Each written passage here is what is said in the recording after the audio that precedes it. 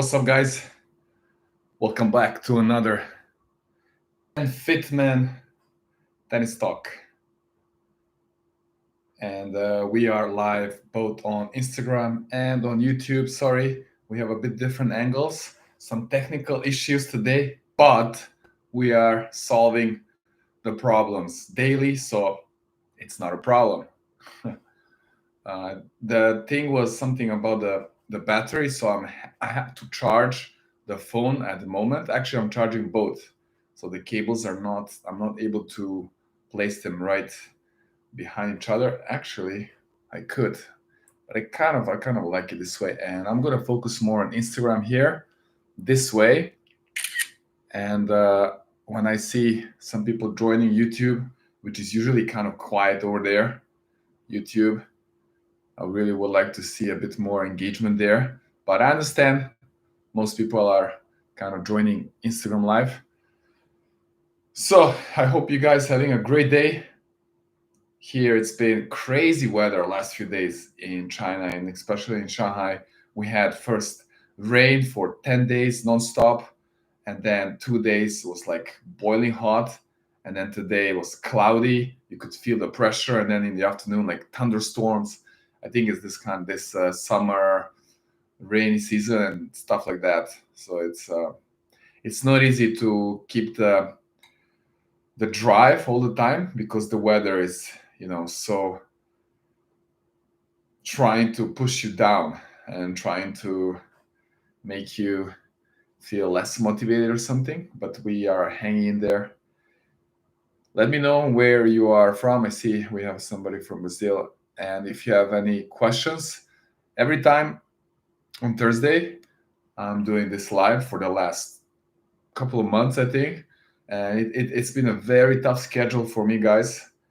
I don't really talk too much about it. I make these daily videos, daily. It's not a vlog. It's just daily workouts. So I put a few moments there from some tennis trainings, but I don't show 10% of the day. It's really tough. So I kind of really push myself to keep this slot for the live stream, and it would really mean a lot if I could feel that you guys also engage a bit more. If you can show something there, and it will help a lot if you throw in some questions or comments, or you can even join on Instagram. You can join, and then you can a little bit take over. Sometimes I'm so happy to listen as well, engage in these conversations, because every time, I promise you, every time I turn on this camera on Thursday evening here in China, it's now almost 9 p.m. I was a little bit late. I scheduled it for like 8:45, and I just had to figure out these cables. I'm barely like keeping my eyes open, and it's so exhausting. Whew. But anyways, yeah, I really want to keep this as a routine, and it would be great if we get more engagements. And if you just feel free to let me know what problems are you facing. The most interesting things will be matches, your recent matches. What was the problem? Was it the type of the opponent, you couldn't solve it, or it was some specific shot that you were trying to improve but it didn't work, or just in general you are not able to start the match well, or any kind of difficulty you have? You can share it now. Here is the moment. All right, so we had a few comments. Let me check. Let me just pay attention to YouTube just for a second. We have one person commenting. Thank you so much. B-Man Boozy. Can you explain the forehand drop and the wrist position more, as you mentioned in your YouTube short? Is it supposed to be locked, neutral, pat the dog position, or what? From DC area. Thank you so much. It's the question about forehand. Yeah, I always say it's supposed to be locked in, but obviously not stiff. So I say keep it relaxed, right? I always try to swing here with the rackets. Let me try one time without rackets. So try to keep it obviously tilted back or cocked back. How do you say this? And then, but you want to still stay loose in your upper body and arm. And then obviously you drop and then you pull the racket. Ideally, I say your wrist should stay in a relatively same position throughout the whole swing. And then as you come up to hit the ball, right, you will start to roll your forearm, and there could be slight change in the wrist, but you want to minimize this. Otherwise, even the slight, like a misreading of the ball, or the positioning that is like this much off, if you try to compensate with the wrist, this is where you make mistakes most of the time. So this is why I say try to keep the wrist more fixed. All right, I hope that makes sense. Let me read the comments from YouTube, from Instagram here. How did you end up in China? It was just a very, very random circumstance. My friend asked me to take over, like some of the offer, like his offer, he couldn't come. Offer was high performance coach for junior players to take over the team of juniors, and that sounded interesting to me. And he said it's a very nice club and it's in a great city. And then I just considered, and then that's how I ended up here. Do you think you will move back to Europe one day? 100%, 100%. Europe, and then also possibility some other countries around the world. Definitely want to explore more. This is not going to be my final destination for sure. The question is, how many more months or years? I say months because who knows? Who knows? Let's see. I get cramps in matches. Yeah, cramps in matches. You're getting tight. Just make sure you breathe, focus on that relaxation, whatever you can control. That is the first thing, is the breathing. And also what's going on your mind. You will have different thoughts. Just try to, kind of substitute a thought with a good thought, with something that's positive, with something that puts you in a zone that's familiar, that you like to think about. Always try to trick your mind. But I think breathing can help. And also, as you play, this is very important right here. Take notes, guys.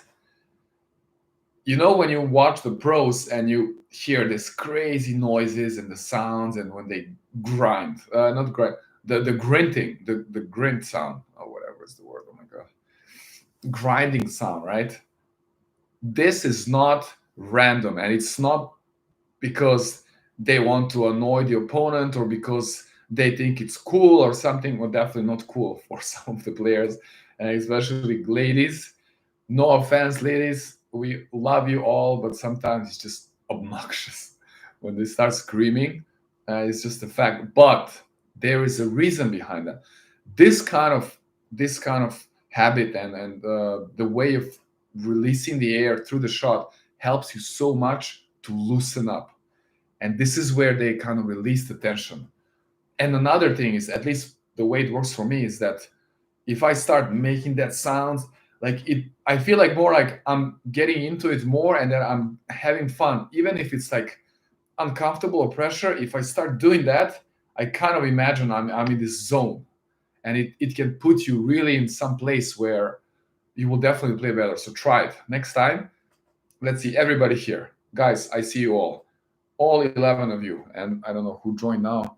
I see you, Pandy. I see you, Abdu. I see you, Jig Hicks, Victor Giro from Brazil. I see you guys. I see you, Nick, on YouTube. All of you, try it. I dare you. Next time you're on the court, you play a match, official match, friendly match, whatever. You feel tight. You feel uncomfortable. How I'm gonna hit this next ball? Oh my God, second serve. Go for it and make that noise.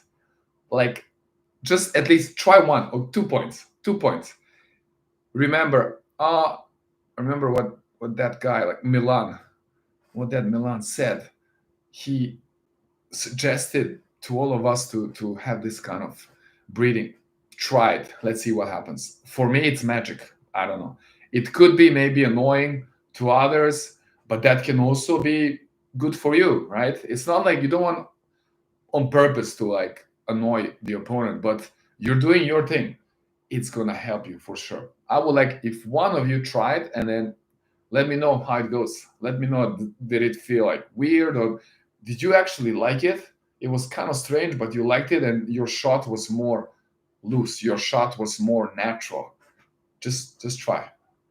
I mean, what else can happen? What is the worst thing that can happen? Somebody will maybe look at you. Who cares? All right, let's move on. We have some comment here from uh, Guklush. How to train stable position on forehand side during shots. Stable position on forehand side during shots. I don't understand clearly why it's the forehand side or the backhand. What is the difference? Usually players have more troubles finding the right like stance and position on the backhand. But in general, you want to check your stance first. You want to make sure you have a wide stance and that you have a low position. This by default will make you more stable. This is a check. Okay, everybody else, I think this can help all of you. And this is something I really like to emphasize in my trainings with my players. At any given moment, during the point, or let's say during one shot, when you make a split step and you start moving and you start swinging, any given moment in time, if somebody has the power, remote control, and they press pause, they freeze the time, wherever, boom, you stop. You should be able to stand like that in a full balance. And in such way that if a person comes to you and tries to pushes you on one side or another other side on the shoulder, they cannot because you're stable. Do you understand that? Does that make sense? This is a good checkpoint. Everybody, try this out as well. So you see, I give you a lot of practical things. You can try it, and then just by thinking about it and then trying it, I think it's going to help you. So this is already the second good tip from this. I think it can really help. So wide stance, low position. So you have this like center of mass lower. The lower it is, you're gonna feel more balanced, and of course you want that wide stance. And then another thing is that this balance line. Think about the line that connects your. Hold on, I'm talking to the YouTube now. So, but you guys also can see it. So it's the line from the nose to the stomach, the belly button. This line, you want to keep it vertical as much as you can. Whatever is the ball on the run, bam, here. And this line, you want to keep it between the feet. If these are my feet, this line. You don't want to have the feet here and then the line to be like above one of the foot, right? Then you kind of lost balance. You want to keep it here. I hope that helps. Guklush. So yeah, that's the second tip, guys. What was the first tip? Let me check if we are good listeners. The first tip was about not after the forehand. Okay, how to not get tense in matches, right? Breathing more, focusing on that. I forgot. If somebody can also share it, but I know it was something. It's not the forehand. That's one tip, and then it was about. Oh, I can rewatch this. I will definitely share this live later on Instagram. It happens. But anyways, let's keep moving. Somebody on Instagram, Mauricia, my one-hander is horrible. This is, and then one tip for one-handed backhand. It's really tough to say because I have no idea what is the problem there. But let's say most of the time, what I found that players have a problem with that, it's being late and being too slow, and especially on a fast ball or like high balls are always difficult. But let's say fastball. So number one tip, get that turn and lift that racket as soon as you can. The moment you see the ball is coming, just go here and then search the position. It will not harm you. It can only help with the timing. And then the reason you want to do that is that you are on time and that you can manage to hit the ball in front. So one-handed backhand, you need a bit more space. Therefore, you need more time, and the contact should be more in front. Boom. And try to feel natural, because it is the most natural shot there is. All right. We had a request for the video, and I didn't press it, and now they're gone. Come on, guys. You give up so easily. Didn't you learn anything from so many of the posts I put there? Let's just, like, try a bit harder. Like, show it how much you want to actually join here. Sending the request. Okay. Maybe I skipped some questions. Let me see. One more. Peru. Wow. Thank you for your videos. I like your detailed explanation. Appreciate the kind words, and really happy to help anytime. What about the serve? What about the serve? Can we have a little bit more specific? All right. I see there's more comments on YouTube. This is fascinating. This moment it's a historical moment, guys. We are witnessing something spectacular. All right, Nick, how do I relax and let my arm whip on forehand? Wow, this is like third question in a row on the forehand. I often get tense, put a lot of power into a shot, but I hit the net. Oh, okay. Also, how to find the rhythm and the perfect timing plus contact point.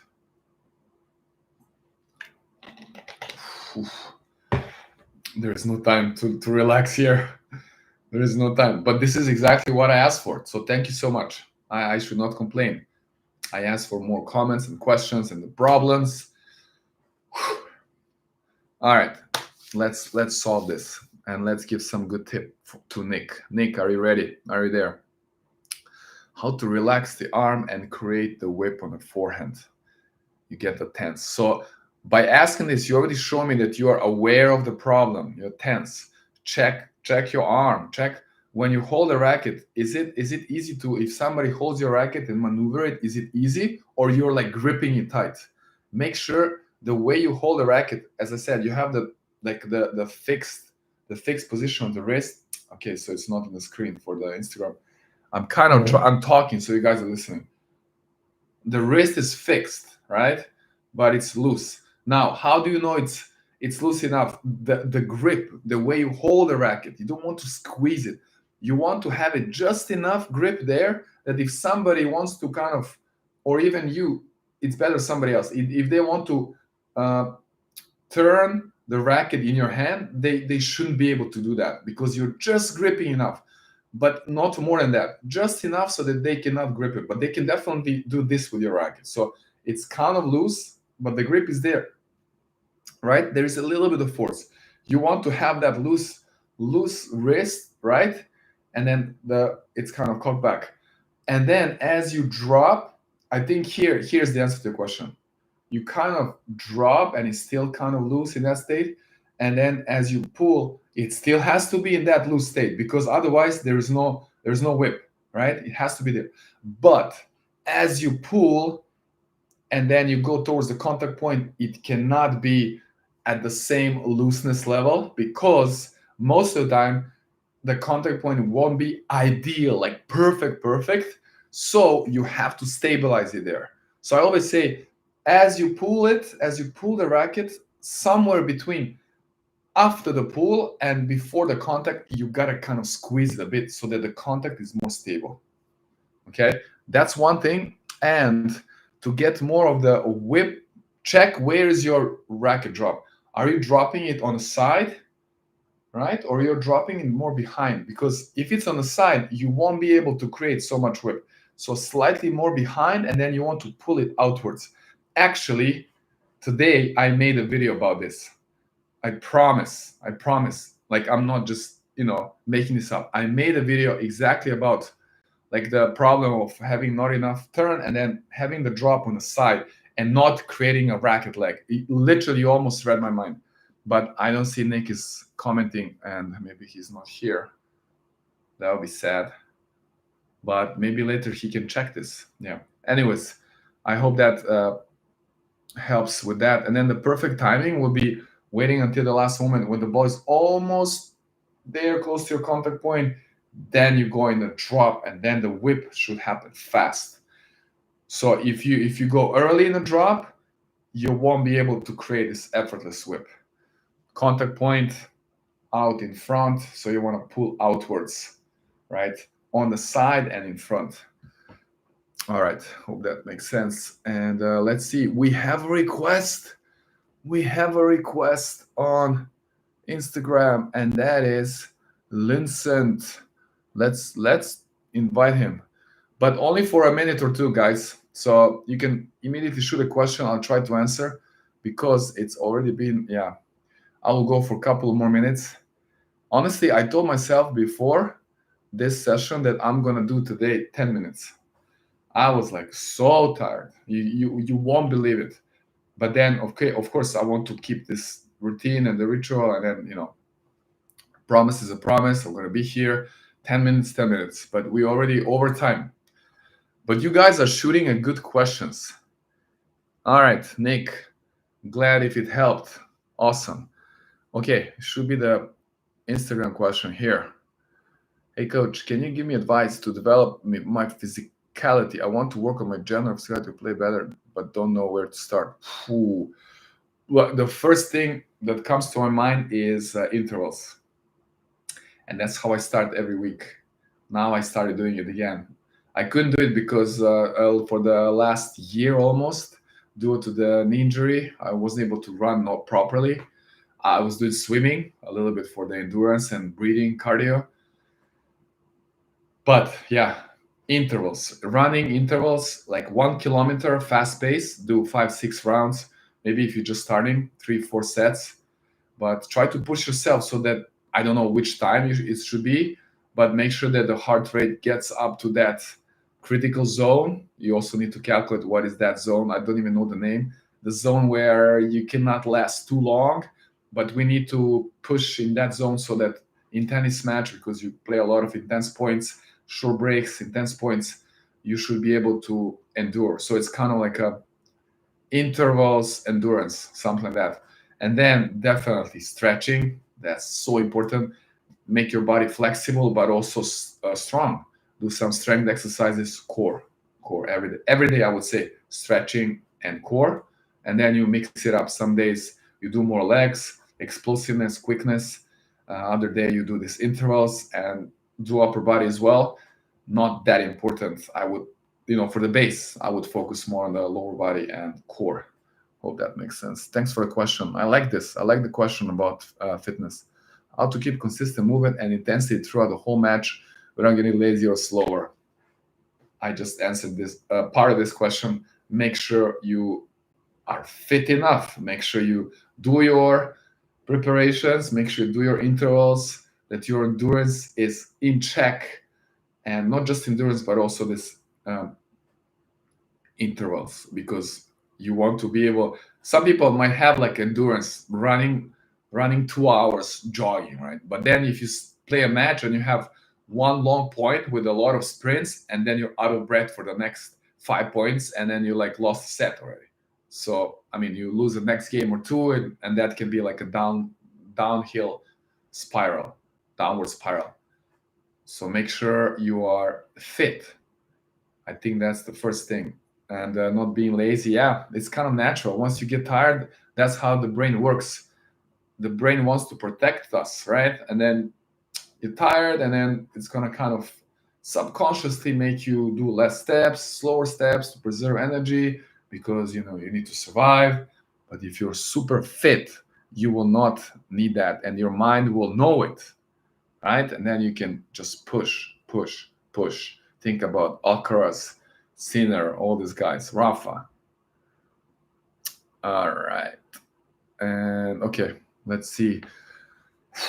He's YouTube. Gary. No.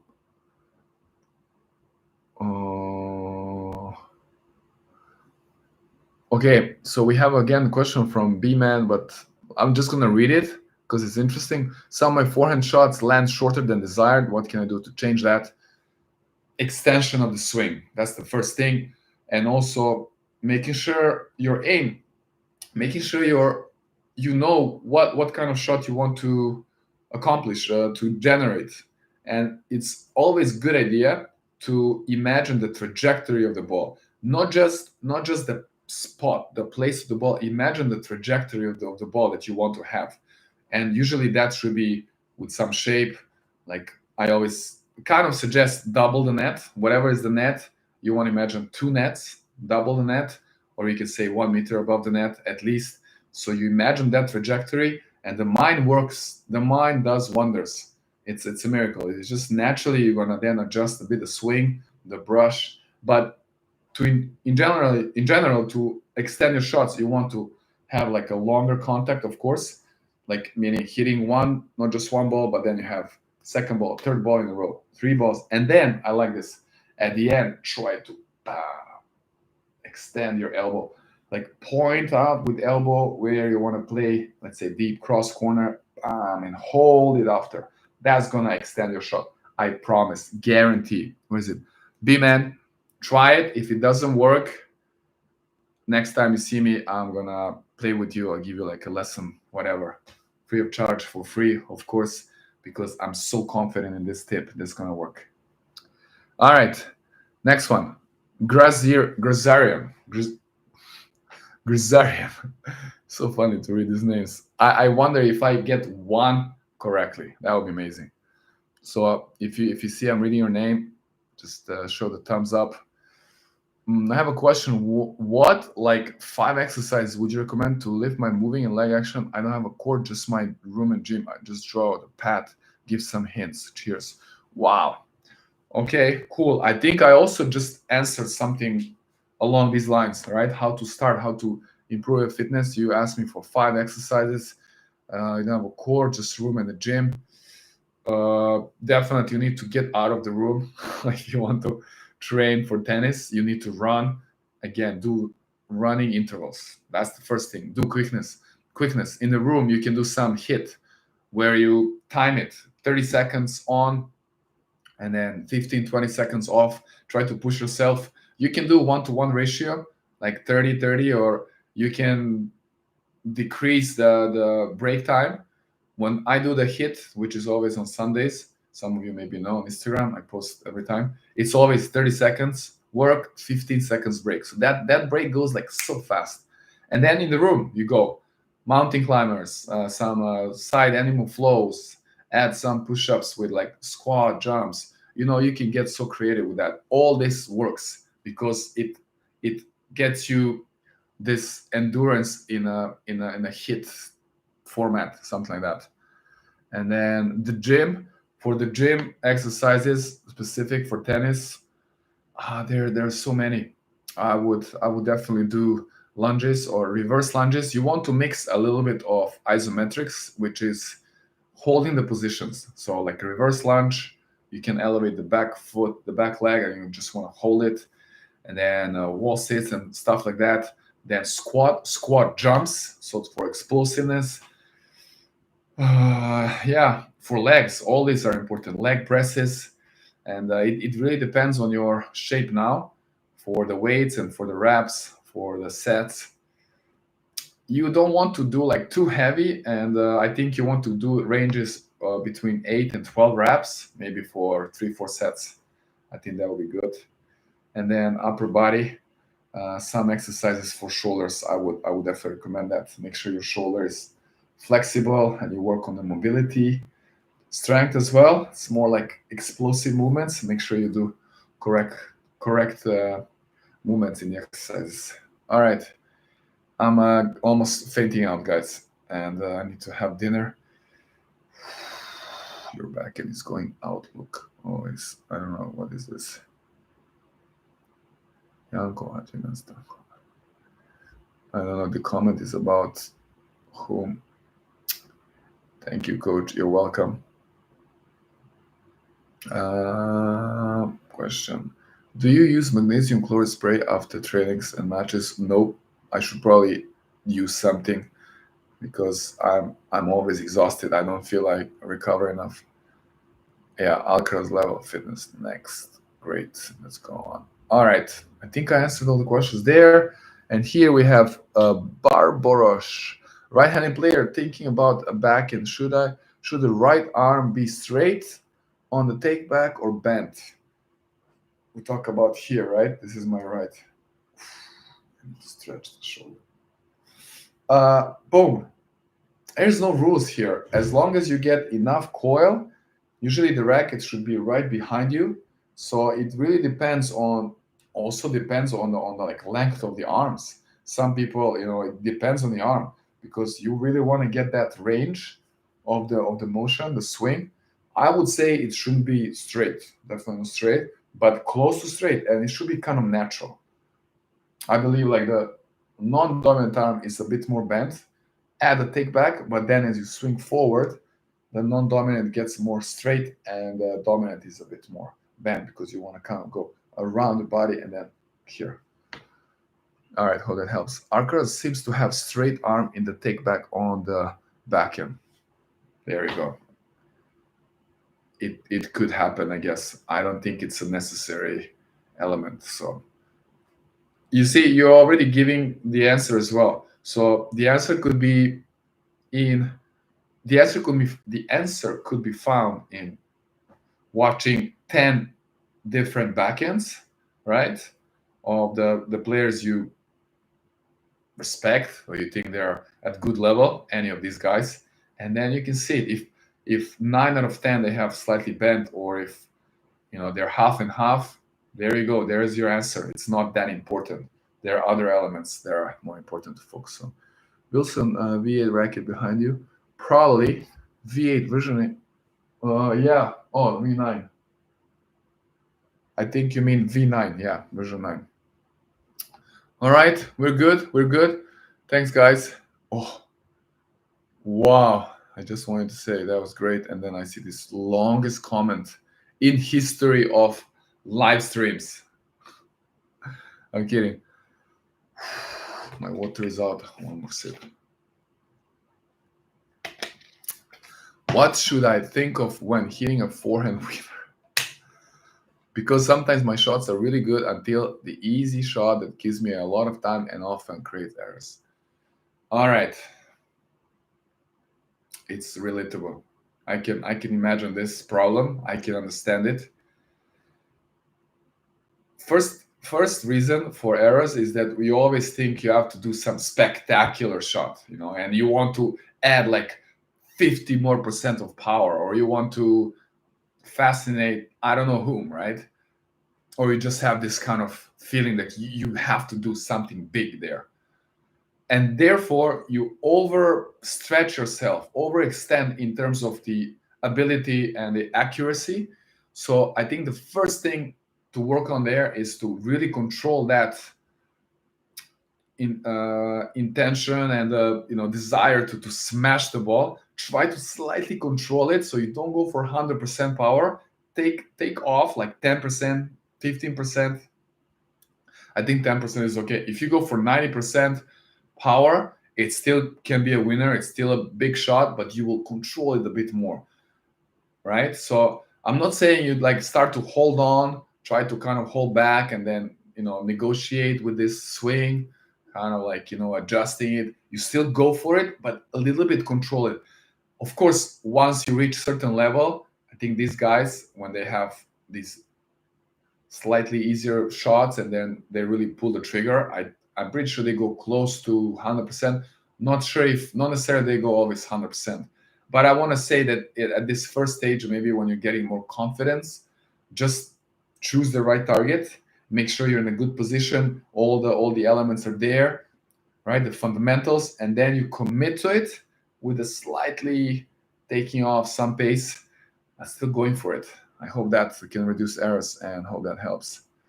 All right, good. And here again, we have a question. I tried to be faster than the next question so I can wrap it up, but you guys are quite fast on the keyboards. How can I get to analyze my serve? Do you have a service? Yeah, sure. We can do something. Reach out, DM me on Instagram or email me. Email is a bit risky. I'm not sure if I can read it. DM maybe works better on Instagram. How can I control topspin, and are there exercises that help? Control the topspin. Interesting question. I want to screenshot this. Appreciate it. Controlling the topspin. It's a very, very general topic. I think having a topspin by default should help you control the shot, right? So I'm not sure what is the problem. Maybe you're saying that you're over spinning the ball. Maybe you hit too much, and then you cannot get enough penetration through the shot, and maybe the ball gets too short, or maybe you want to check your wrist and also the grip. There are so many elements there in play. It's very hard to say how to control the topspin, but I think one thing for sure is that you always want to go fully through the ball. So you want to have like a very quick racket through the contact point, and if it's a correct position, if the wrist is in the right place, the grip is okay, right? You have a solid weight transfer. You're kind of pressing the ball. The topspin should be a very safe shot. No matter how much power and effort you put in, you can swing as hard as you want. We're talking about the neutral shots on the baseline. That should feel like a safe shot if you're doing the things correctly, if your fundamentals are in check. All right. Well, that was helpful in some way. All right. Here we have another fun comment on butts up. I have to do butts up at practice for my birthday. Wow.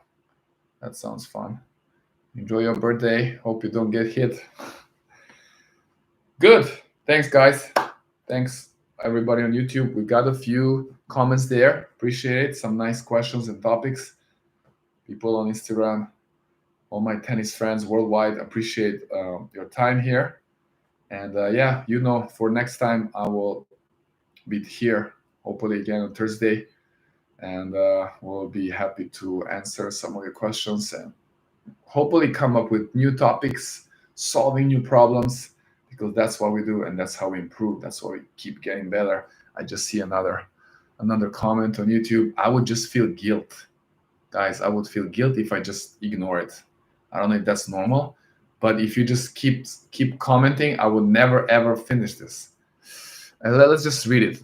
Serve practice tips for kids. My son has difficulty stretching out his arm when serving. When he moves from trophy position, somehow he elbow bends in at 90-degree position, elbow below shoulder. Wow. Like this, right? Boom. I always say, and for kids as well, it's difficult. Serve is the most complex. Don't give up. I noticed this a lot of times. I was there when I tried to help some kids or young players with improving the serve. It doesn't work there. It's struggling so much with the toss. That's the first thing. Work on the toss. Make sure they understand the right toss, the right height of the toss, and what is the purpose of the right toss. What is the goal of the serve? To reach the highest point. You can explain to the kids. They're kids, right?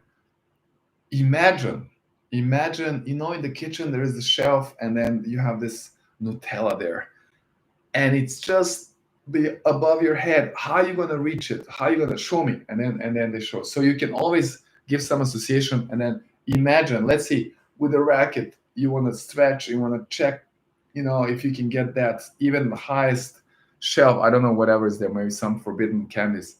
So first of all, that, and then I think the main point when you want the kids and also other players as well to learn something new and that's complex, you want to let them do as many shadow swings as possible so the body really gets used to it. And I know it's always going to be like, yeah, they can show it here, and then the ball comes and then they're here, right? But still, if they're stubborn, and then you kind of really encourage them to do this, like one time shadow swing and then one time serve, they do it here. Okay, let's say try to go up higher, try to miss the ball, try to swing so early that you miss the ball, and then you have to just keep pushing them in that direction. And then eventually, because right now, as of this moment, they created a bad habit. It's not like they're just starting. So it's a little bit more difficult because they have to forget about this habit. They have to kind of unlearn this, right? So you have to be more patient with them stretching out, doing shadow swings, even missing the ball. I would actually challenge them, because what you want to do is to make the players do something on the extreme side if they're making a change. So in this case, I would ask them, toss the ball, like not like so high that you cannot even like the when you swing, but toss the ball higher and try to miss the ball. Do the shadow swing before the ball comes down, so they kind of really swing up, right? Swing up, and then make videos, and then make some fun games. Let's see, next video, is your arm more straight? If it's vertical, you might get that Nutella later, something like that. I don't know.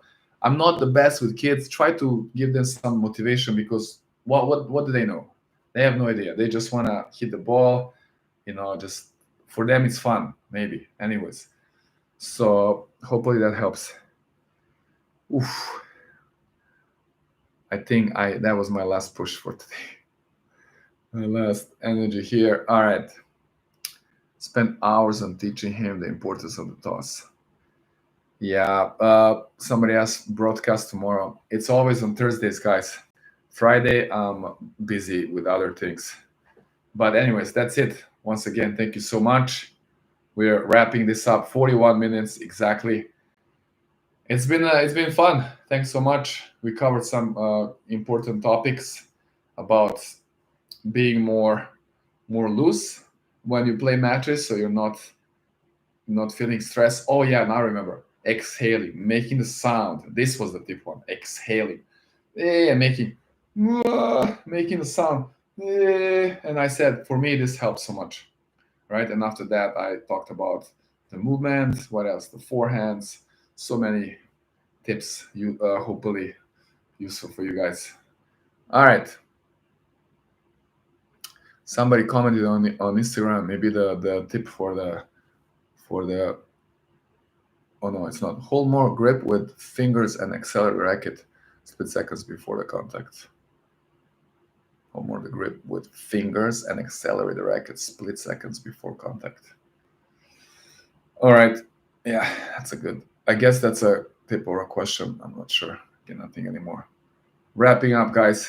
Have a great day, and keep training, keep practicing, keep improving. We got this. We got this. Together, we are stronger. Have a great one.